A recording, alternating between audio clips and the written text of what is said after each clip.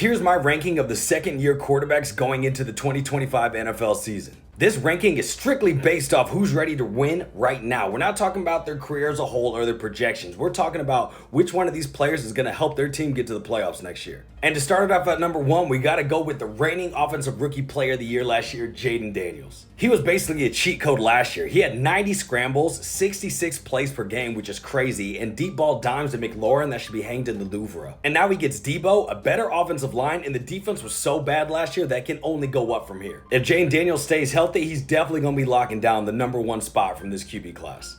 At 2, we got the guy who was drafted right before him, Caleb Williams. Let's be real, Caleb had a rough rookie year, but he was behind bad offensive play calling and a freaking busted offensive line. But this year, it's night and day. You now have one of the masterminds of Ben Johnson as your offensive coordinator and head coach, and you've upgraded your line tremendously. PFF just had it as the 4th best offensive line in the league. That's night and day. So if it doesn't work out now, well then, that's a different story. But honestly, I think with the changes they made this offseason, it will. And to follow that, I got Bo Nix as my QB3 on this list. Yeah, I know this may seem boring, but Bo Nix isn't the most exciting or electrifying player on this list, but what he was super efficient. Him tied up with Sean Payton, that's a match made in heaven. Last year, Bo was super efficient, and honestly, the offense started to pop in the second half of the season, so I wouldn't be surprised if we see more of that coming in 2025. At number 4, I got Drake May. He's still young, he's still raw, and yeah, he's a little reckless, but he showed a lot of flashes last year that were real. And with this super bad offense, he was still able to thrive a little bit.